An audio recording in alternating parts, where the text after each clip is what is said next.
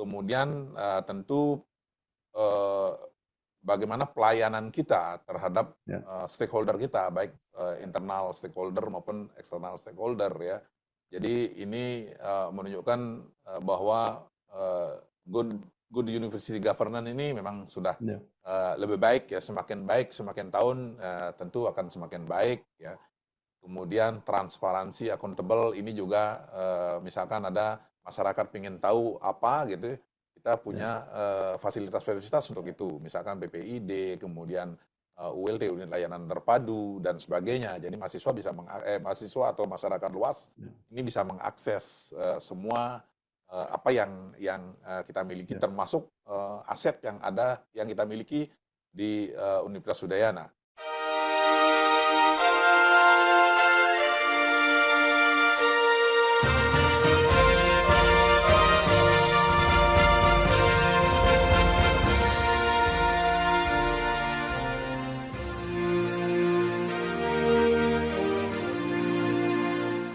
Bersama saya Bambang Sadiono di kanal Inspirasi untuk Bangsa. Mudah-mudahan kanal ini selalu bisa memberi inspirasi, motivasi, dan edukasi.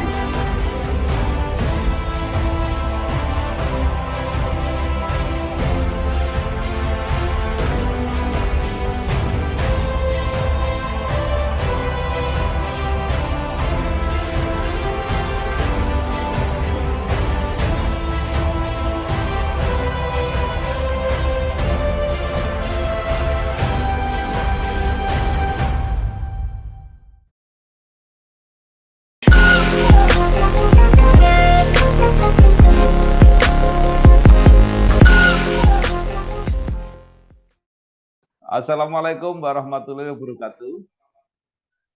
Om Swastiastu. Om Swastiastu. Bersama saya Bambang Sadiono di kanal Inspirasi untuk Bangsa. Mudah-mudahan kanal ini selalu bisa memberi inspirasi, motivasi, dan edukasi. Kami sedang mempersiapkan beberapa video wawancara untuk mendokumentasikan perguruan tinggi negeri di Indonesia yang mencapai akreditasi unggul. Wawancara ini menurut rencana selain akan kami tayangkan juga akan kami bukukan. Saat ini saya sudah bersama dengan salah seorang pimpinan perguruan tinggi yang mencapai akreditasi unggul, yaitu Profesor Insinyur Ngakan Putu Gede Swardana MT PhD. Beliau adalah Rektor Universitas Udayana Denpasar, Bali. Apa kabar, Prof? Baik, terima kasih Pak Bambang ya Ya. atas kesempatannya kepada Universitas Udayana. Iya, Prof. Ngakan ini lahir di Klungkung, Bali, 17 September 1964, menyelesaikan S1 Teknik Mesin di Universitas Brawijaya, kemudian Magister Teknik Mesin di Institut Teknologi 10 November Surabaya, dan S3 di Engineering Tonbuk National University. Kemudian merintis karir menjadi dosen di Universitas Udayana, pernah menjadi dekan Fakultas Teknik, kemudian menjadi wakil rektor bidang kemahasiswaan dan menjadi rektor periode 2023-2025. Nah, Prof, mungkin bisa diceritakan perjalanan karir, mungkin ada catatan-catatan yang menarik sampai saat ini. Silakan, Prof. Baik, terima kasih Pak Bambang. Selamat siang, Om Swastiastu. Assalamualaikum warahmatullahi wabarakatuh. Salam sejahtera untuk kita Waalaikumsalam. semua. Bisa saya ceritakan sedikit. Jadi memang sejak menyelesaikan studi di Teknik Mesin Universitas Brawijaya, saya pulang kampung ya ke Bali ya, untuk menjadi salah satu pengajar di Universitas Udayana itu tahun 1989 gitu ya. Nah, sejak saat itu saya sebagai dosen muda, kemudian dipercaya sebagai kepala lab, waktu itu kepala lab ilmu logam namanya. Ya memang saat itu memang kita sedang mendapatkan bantuan dari Jerman dan sebagainya, sehingga kita benar-benar mengelola lab itu dari awal gitu ya. Nah kemudian dengan berjalannya waktu, pada tahun 94 itu saya melanjutkan studi S2 di ITS, kemudian setelah datang dipercaya sebagai koordinator program studi teknik mesin di program ekstensi namanya. Dulu ada program ekstensi kelas Ya. malam ini Pak Bambang ya. Nah, kemudian itu 4 tahun gitu ya. Habis itu Ya. 4 tahun berikutnya saya sebagai wakil ketua 2 ya bidang keuangan dan sarana prasarana di program ekstensi tersebut. Habis itu Ya. nah kebetulan saya dapat kesempatan untuk studi di Korea di Chonbuk National University untuk mengambil PhD-nya. Nah kemudian setelah datang dari itu Astonggare saya mendapat gelar PhD, kemudian 3 tahun berikutnya profesor dan langsung menjadi dekan ya terpilih sebagai dekan 2015 sampai 2019 untuk periode pertama, kemudian periode kedua 2019 sampai 2021. Selanjutnya saya menjadi wakil rektor bidang kemahasiswaan di Universitas Udayana sampai 2023. Nah, 2023 sampai sebenarnya 2024, Pak Bambang ya. Sampai dengan November 2024 itu adalah masa transisi jabatan saya sebagai rektor sampai terpilih rektor baru gitu ya. Jadi memang ya saya meniti karir dari bawah lah, dari dosen kemudian jadi kepala lab dan akhirnya sampai posisi yang saat ini demikian.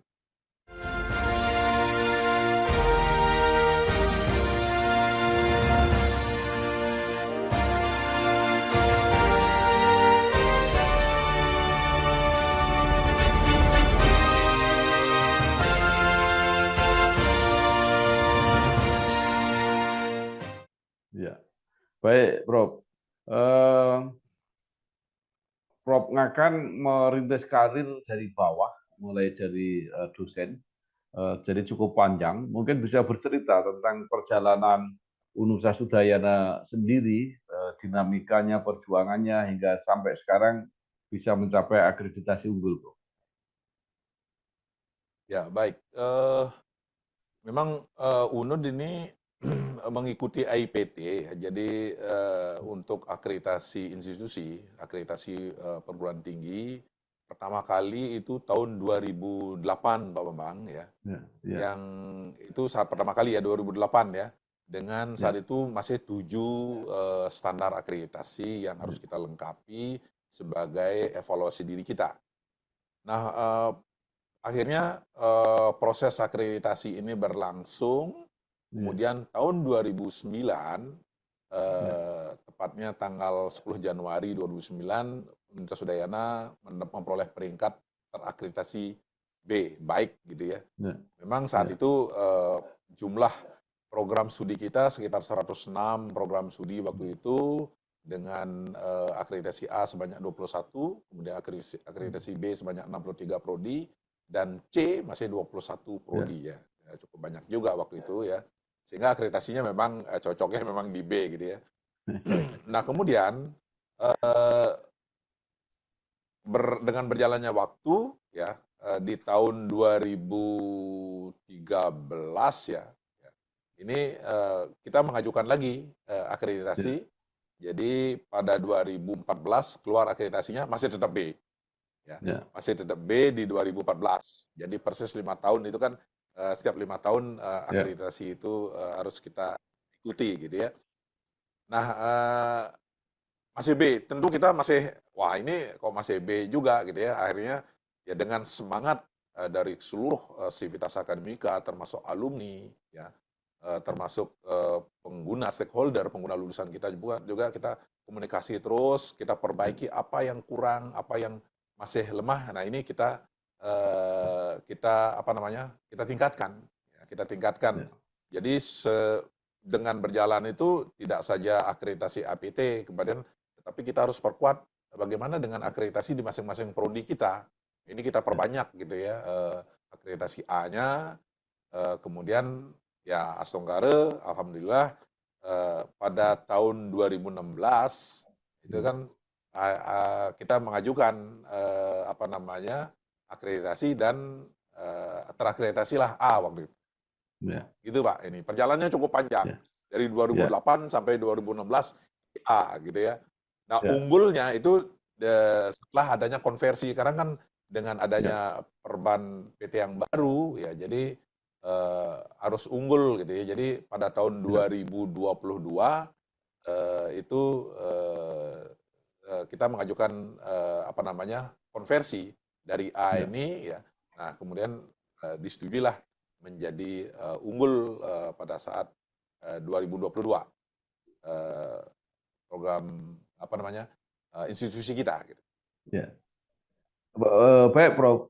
Nah, sekarang akreditasi unggul sudah tercapai. Apa yang masih diprogramkan? Apakah merawat atau masih ada capaian-capaian lain, Prof? Karena kan akreditasi tertinggi sudah tercapai. Iya, iya tentu, kita harus tetap bersyukur gitu ya Pak Bambang ya, Ya, tetap harus disyukuri apapun yang kita peroleh, tetapi kita tidak boleh puas dengan situ. Kita harus ya, tetap, memajukan diri, memajukan institusi kita, jadi unggul kita sudah capai, dengan, apa namanya, beberapa prodi kita sudah terakreditasi internasional, IAB untuk, yang engineering, kemudian ada ya, ABES 21 untuk yang, di ekonomi, kemudian ada ya, sertifikasi tahun QA itu ada 8 prodi yang sudah kita dapatkan juga gitu ya. Nah, tentu kita ya, tidak puas sampai di situ. Jadi pada tahun ini kita sudah mencanangkan ada 18 prodi lagi kita akan ya, bersiap-siap untuk akreditasi internasional. Sudah dari tahun 2023 sebenarnya prosesnya gitu ya. ya, Mudah-mudahan di tahun ini kita submit ya, mudah-mudahan tahun depan itu bisa terakreditasi internasional ya. Jadi karena jadi kalau kita membuat kelas internasional, ya tentu akreditasinya harus internasional dong. Kalau kita eh, gitu kan tidak dipercaya oleh mahasiswa asing nantinya ya. Itu Pak ininya ya. ya. Jadi kita tidak puas sampai di situ, harus harus melangkah lebih lagi gitu ya.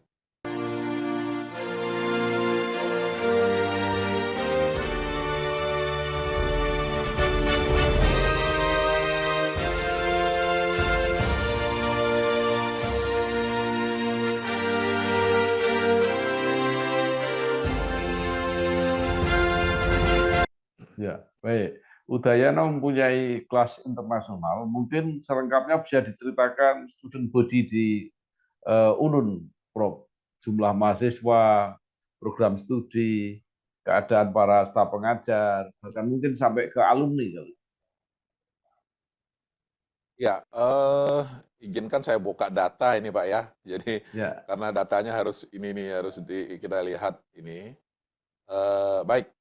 Jadi memang apa namanya program studi kita ya sampai saat ini 125 atau pertama satu baru kemarin keluar ya, program studi SP2 untuk ya, apa namanya kandungan ya untuk hmm, kandungan ya. Jadi 126 program studi kita miliki sekarang ya, di tahun 2024 ini ya. Kemudian dari 13 fakultas Pak Bambang ya, 3 ya, fakultas dan 1 program pasca sarjana gitu ya. Jadi dengan 126 ini kemudian jumlah mahasiswa yang tercatat sampai saat ini belum masuk yang 2024 ya, masuk baru 2024 ya, ya. ya, Jadi itu sekitar 26.000 ya. 28.000 maaf, 28.700 ya, sekian mahasiswa, 706 ya, mahasiswa yang kita miliki dari S0, S1, S2, S3, program profesi, program spesialis, dokter spesialis ya.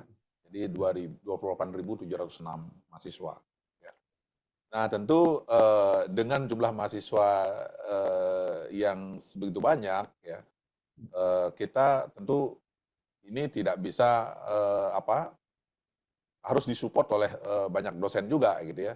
Nah ya, kebetulan dosen kita selain ada dosen dosen tetap PNS, ada dosen BLU, ada dosen dari luar ya, dari Kementerian Kesehatan ya, kemudian ada dosen kontrak juga juga ada dosen dari praktisi dan sebagainya. Ini kurang lebih berjumlah sebanyak 2.873 ya. Ini kalau kita total jumlah ya, dosennya ya.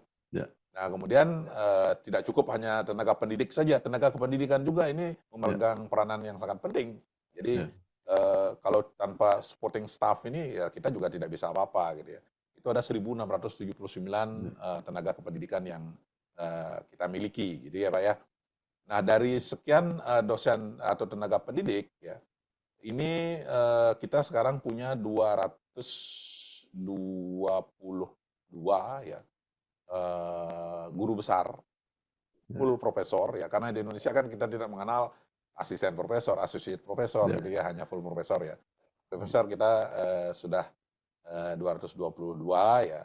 Jadi, mudah-mudahan tahun ini juga akan bertambah nanti, jumlah profesor kita yang mensupport, apa namanya, ya, meningkatkan, kinerja Universitas Udayana gitu, Pak, ya. Jadi wisudawan ya, kebetulan ya, kami melaksanakan wisuda itu 6 kali dalam setahun, Pak, hmm, ya 6 kali di tiap 2 bulan kami wisuda ini ya. ya, Jadi, jumlah, intake kita mahasiswa yang masuk ke Universitas Udayana ya kurang lebih sekitar 7.000 betul, mahasiswa gitu, mahasiswa baru, dan kemudian yang lulus ya kira-kira 6.000 lah, kurang lebih ya, setiap tahunnya gitu ya. Jadi 1.000 lah rata-rata setiap 2 bulan ini yang kita apa namanya, kita luluskan ya. Sampai saat ini ya, memang jumlah alumni kita sekitar 120 ribuan lebih uh, ya jumlah alumni ya, kita, Pak Bambang. Ya. ya, ya. Eh, Baik. Nah, dengan akreditasi unggul ini, apa yang apa tampak bagi masyarakat, Prof? Artinya mungkin kalau dari indikasi-indikasi itu kan hanya apa kalangan perguruan tinggi yang memahami. Tapi kalau dilihat dari masyarakat apa yang kelihatan? Ya, terima kasih Pak Bambang. Jadi ya memang kalau kita melihat ya dari dengan akreditasi unggul ini, ya tentu, kinerja kita ya, kinerja Ya, dari Universitas Udayana ini kan bisa dilihat dengan, jumlah mahasiswa ya. Jadi memang ya, setiap setiap tahun ini ada peningkatan jumlah mahasiswa yang kita ya, terima ya 10% demikian ya. ya, Kalau walaupun misalkan, sebenarnya apa namanya, minat untuk masuk ke Universitas Udayana ya, ini sangat banyak gitu ya, tetapi, ya, daya tampung kita memang, tidak ya, kita buka semuanya ya. Jadi di samping, fasilitas dan sebagainya juga, ini harus kita pertimbangkan demikian ya. Itu yang, tampaknya dari luar. Kemudian, tentu, eee bagaimana pelayanan kita terhadap, ya, stakeholder kita, baik, internal stakeholder maupun eksternal stakeholder ya. Jadi ini, menunjukkan, bahwa, good good university governance ini memang sudah, ya, lebih baik, semakin tahun, tentu akan semakin baik ya. Kemudian transparansi, accountable ini juga, misalkan ada masyarakat pengen tahu apa gitu, kita ya, punya, fasilitas-fasilitas untuk itu. Misalkan BPID, kemudian, ULT, unit layanan terpadu dan sebagainya. Jadi mahasiswa bisa mahasiswa atau masyarakat luas ya, ini bisa mengakses, semua, apa yang kita miliki ya, termasuk, aset yang ada yang kita miliki di, Universitas Udayana. Nah, kemudian juga jumlah mahasiswa internasional ya, ya, Udayana termasuk, memiliki jumlah mahasiswa internasional yang paling tinggi, di Indonesia ya gitu ya. ya. Karena kebetulan kami ada di Bali ini yang menjadi, Kembali. tentu menjadi keuntungan kami ya. Ya, Jadi, ya, sangat banyak ya mahasiswa yang melaksanakan, kegiatan yang ICT ya, International Credit ya, Transfer selama 1 semester. Kemudian mahasiswa yang short course barangkali seminggu, 2 minggu, 3 ya, minggu itu, banyak ya, juga, Pak Bambang gitu. Jadi ya, ini keuntungan kita ya. Jadi, eee sehingga pada saat, tahun berapa itu saya lupa, itu QS Star kita juga masuk ke, 3 bintang ya, 3 star. Ini ya, juga sudah sangat tinggi untuk, ukuran di perguruan tinggi demikian ya. Saya kira, itu juga kemudian ini juga Pak, apa namanya, ya, riset-riset kita ya, riset-riset kita juga, selain bekerja sama dengan perguruan tinggi luar, dengan ya, masyarakat juga gitu ya. Nah ini kan merupakan salah satu indikator juga ya, bahwa riset-riset yang dihasilkan oleh Universitas Udayana tidak hanya sekedar sebagai output saja gitu, tapi outcome-nya, dampaknya kepada masyarakat. Ya. Masyarakat bisa menggunakan hasil-hasil riset kami untuk kepentingan kesejahteraan masyarakat orang banyak, demikianlah untuk kepentingan Ya. bangsa dan negara, gitu Pak Bambang.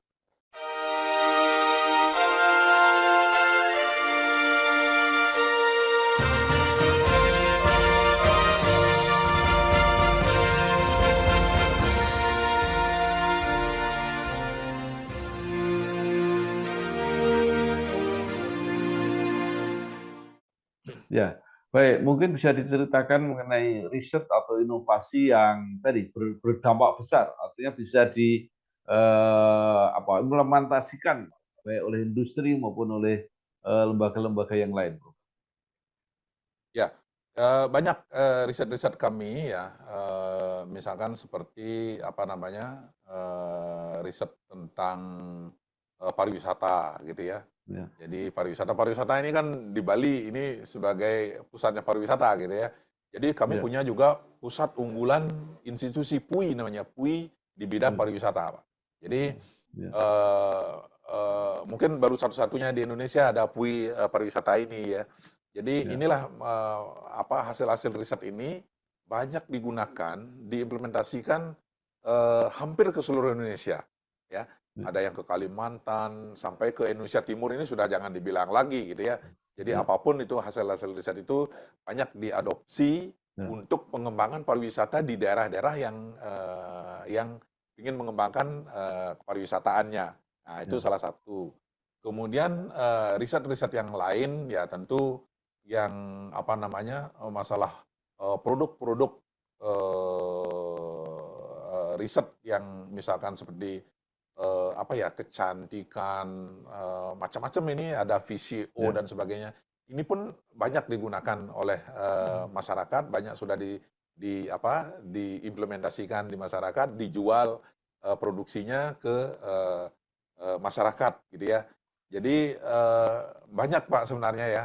ya, Kami juga bekerja sama dengan kami juga punya program itu namanya UNICEF ya. Jadi eh, itu sejenis riset dengan maaf bukan UNICEF ya, apa namanya ya, saya lupa ini namanya ya.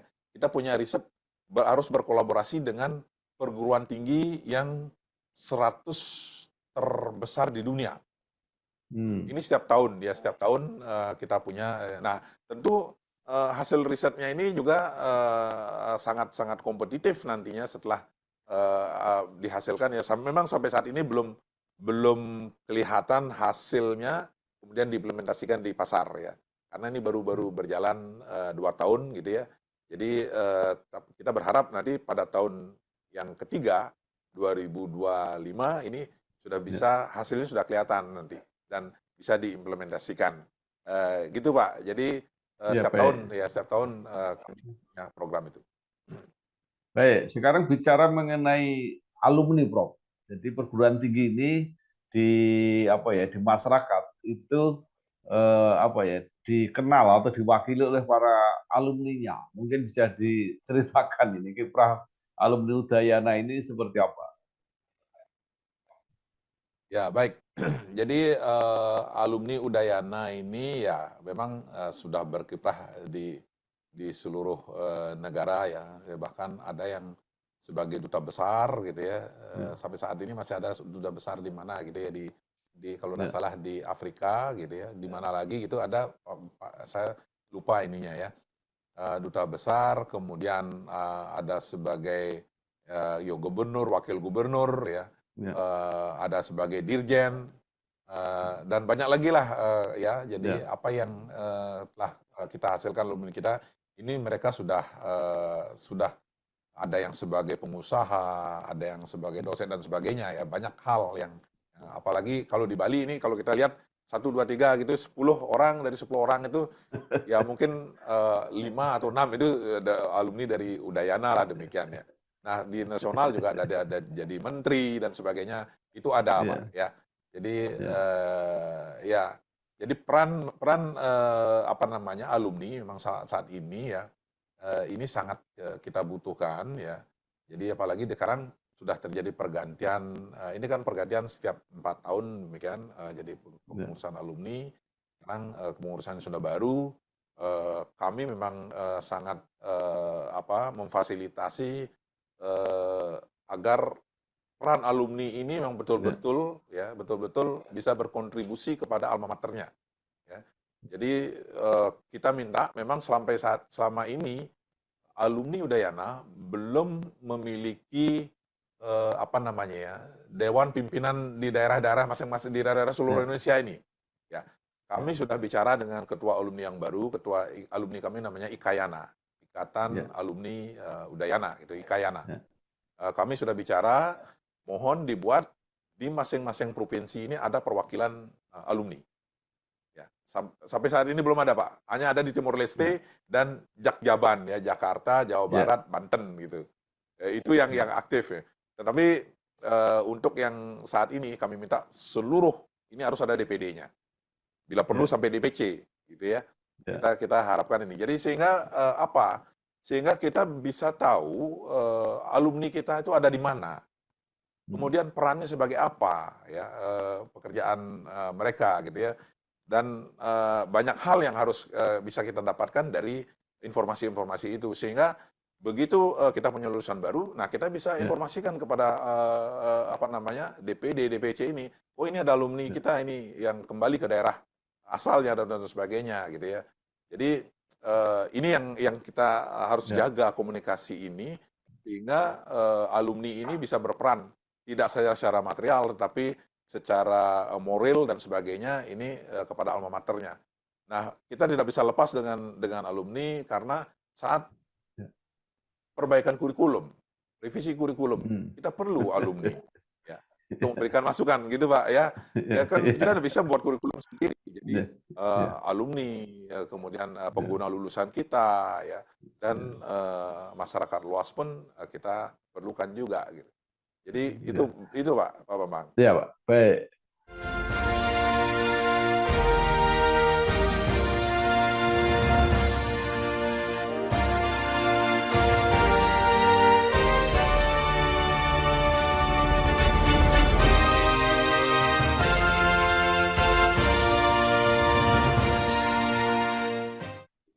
Salah satu indikator akreditasi adalah kecepatan mendapat pekerjaan dari lulusan. Nah, mungkin bisa diceritakan. Ya, betul.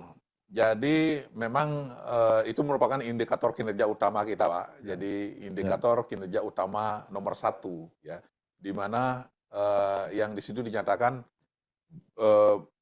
bagaimana lulusan kita apakah terserap di pasar ya, dengan waktu kurang dari 6 bulan dengan gaji 1,25 kali UMR. Ya. Kemudian berapa jumlah lulusan kita yang melanjutkan studi dalam rentang waktu 12 bulan. Kemudian yang ketiga, berapa jumlah lulusan kita yang berwirausaha sebagai entrepreneur ya, dengan gaji juga 1,25, itu dari ini 1,5 kali UMR ya. Nah, ini merupakan indikator kinerja utama kita, Pak. Jadi perjanjian kinerja antara rektor dengan Dikti ya. Nah, ini kita harus tingkatkan ya. Bagaimana proses pembelajaran yang terjadi di Universitas Udayana. Ya, ini tentu kita harus lihat SPMI-nya, sistem penjaminan mutu internalnya. Ya, ini kita lakukan SPMI ini, yaitu AMI, Audit Mutu Internal. Ini setiap tahun kita lakukan kepada seluruh program studi yang kita miliki. Setiap tahun, Pak. Nah, kemudian kita lakukan SPME, jadi sistem penjaminan mutu eksternal, yaitu dengan akreditasi. Ya. Nah, dari sinilah kita nanti melihat, kita lihat tracernya, hasil tracernya seperti apa. Ya, tracer study yang kita lakukan. Ya. Nah, hasil tracer study yang kita lakukan, ini biasanya memang tidak bisa sensus ya. Harapan kita adalah sensus 100% lulusan kita bisa memberikan feedback kepada kita ya. Tetapi ini tidak terjadi, paling 80%. Nah, dari 80% ini biasanya 80% mereka dari 80% memberikan respon, 80% ini biasanya sudah bekerja sesuai dengan sesuai dengan kriteria yang tadi, Pak. Sesuai dengan kriteria yang Ya. tadi, ya. Nah, sehingga IKU 1 kita aman ini bisa kita capai gitu ya. Ya. Ya. Nah, kemudian tentu hal-hal apa yang kita lakukan. Nah, feedback inilah yang kita Ya. gunakan untuk memperbaiki kurikulum kita agar sesuai Ya. dengan pasar. Nah, kemudian bagaimana cara kita untuk meningkatkan jiwa kewirausahaan mahasiswa kita. Ya. Ya, selain mahasiswa ini ada mata kuliah kewirausahaan, juga ada kegiatan-kegiatan lain yang MBKM, baik itu flagship maupun secara mandiri kita lakukan. Ya, Ya. apakah itu WMK, Wirausaha Merdeka, ya. Kemudian ada P2MW namanya, kemudian ada juga PMW gitu ya, yang ini secara mandiri kita lakukan, ya, atau WMK mandiri. Ini dengan pendanaan kita, ya, selain yang dari flagship ini ya. Ini juga usaha-usaha bagaimana kita mendorong anak-anak ini mau berwirausaha. Nah, kita juga punya unit khusus di kemahasiswaan untuk menangani kewirausahaan mahasiswa, untuk mereka bisa bagaimana menciptakan ide-ide sebagai entrepreneur ini gitu. Nah, kemudian setelah berjalan, nanti ada inkubator bisnis. Kita punya unit inkubator bisnis. Ini yang akan mematangkan mereka nanti, sehingga begitu dia tidak harus menunggu keluar, semasa dia masih mahasiswa pun mereka sudah bisa menjalankan roda usahanya. Dan pada saat wisuda kita berikan penghargaan, yang mana mahasiswa yang sebagai entrepreneur muda dan masih berjalan usahanya, saat dia lulus kita berikan sertifikat. Dengan begitu saja mahasiswa sudah sangat senang ya, walaupun kita tidak berikan insentif gitu ya, Pak. Prof, sekarang mengenai kekhasan yang membedakan mahasiswa atau alumni Udayana dari perguruan tinggi yang lain, apa yang khas?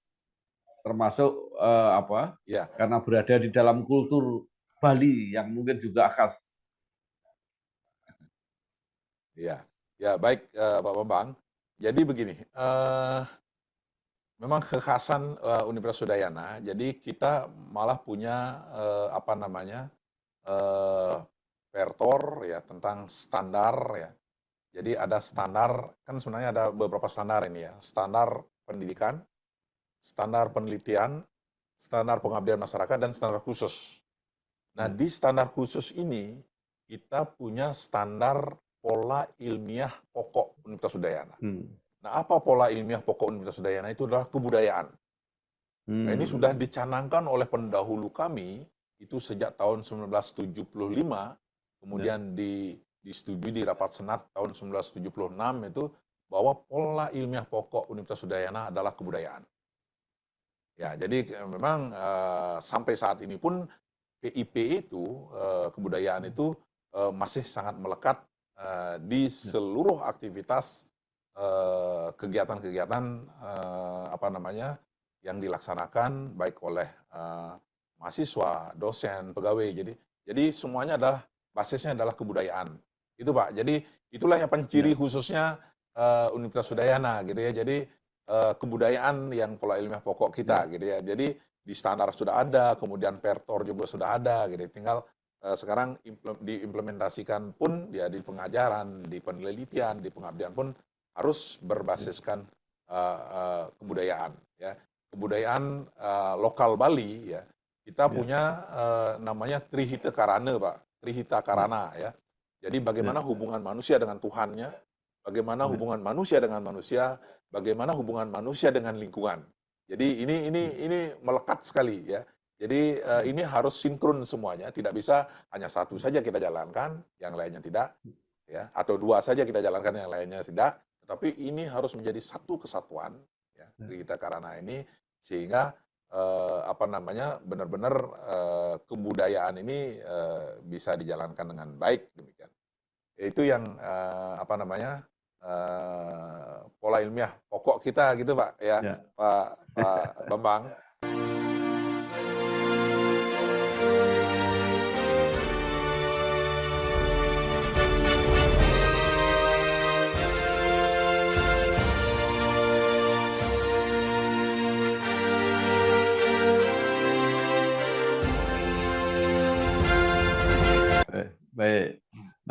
Prof, apa yang akan disumbangkan oleh Udayana, terutama di dalam penyiapan SDM menuju cita-cita bangsa sekarang, yaitu Indonesia Emas 2045? Ya, ya, baik. Jadi memang ini adalah program pemerintah ya. Jadi menuju Indonesia Emas tahun 2045. Jadi kita benar-benar untuk mengembangkan karakter mahasiswa kita ya. Jadi agar benar-benar mereka siap menuju Indonesia Emas ya. Tidak apa namanya, tidak main-main ini ya, tidak main. Kalau kita Ya, tidak mau mempersiapkan itu ya tentu eh, apa namanya, Indonesia Emas 2045 tidak, saya yakin tidak akan bisa kita ya, capai, hanya sekedar wacana saja gitu ya.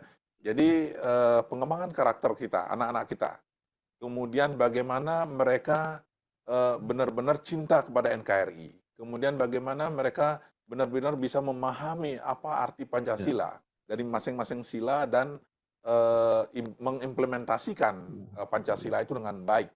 Nah, kalau tidak seperti itu, ya, saya yakin tidak akan tercapai Indonesia Emas 2045.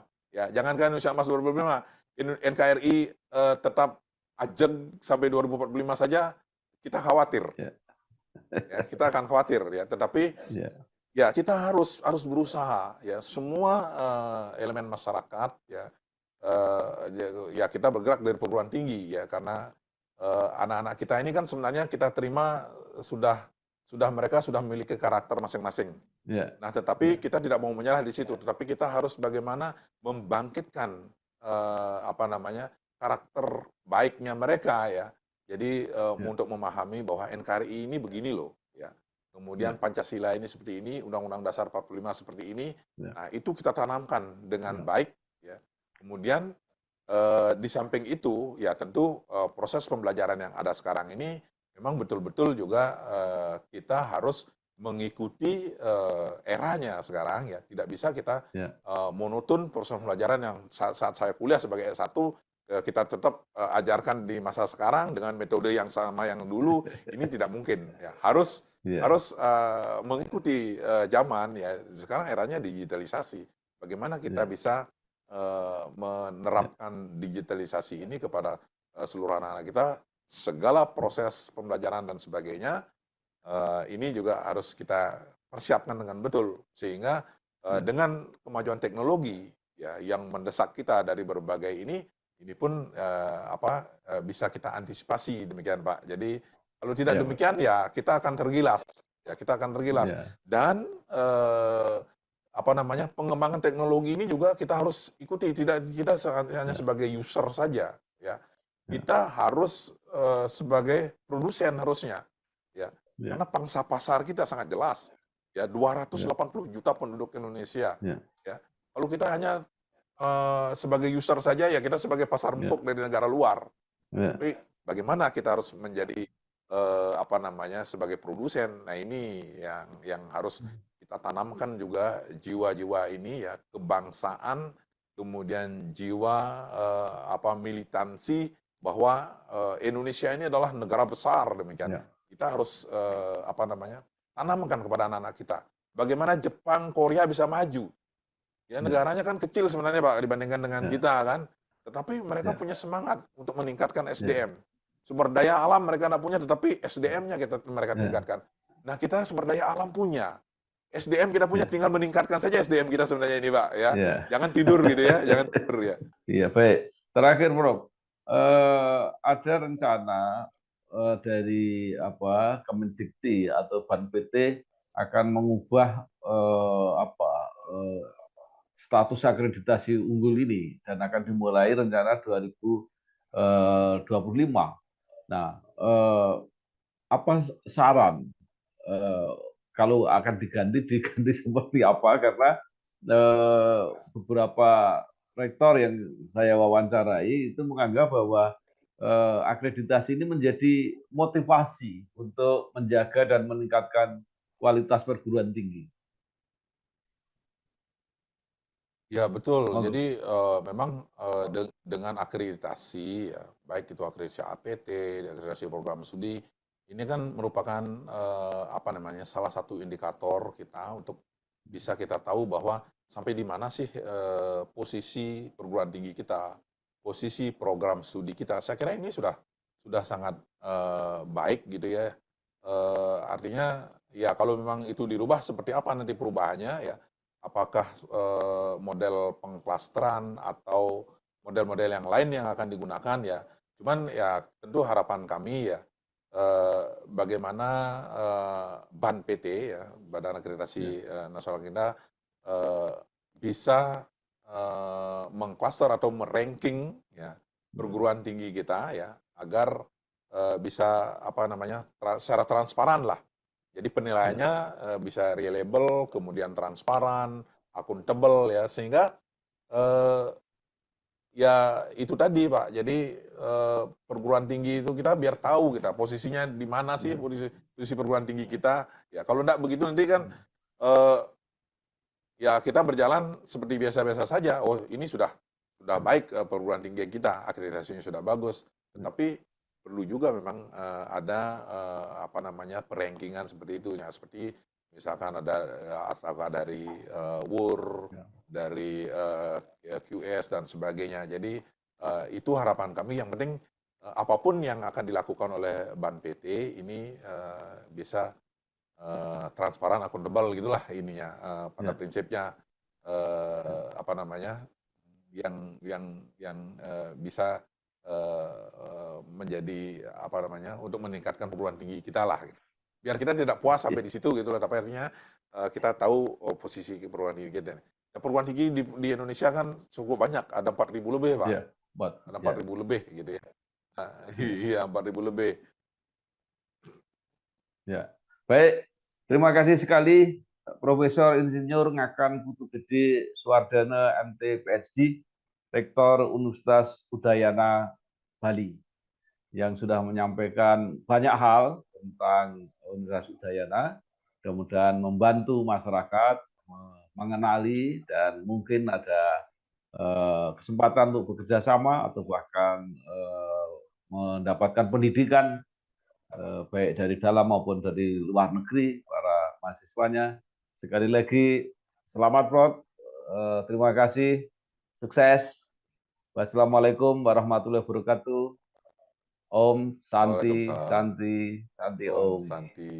Santi Om. Terima kasih Pak Bambang ya. Mohon maaf bila ada hal yang kurang berkenan ya.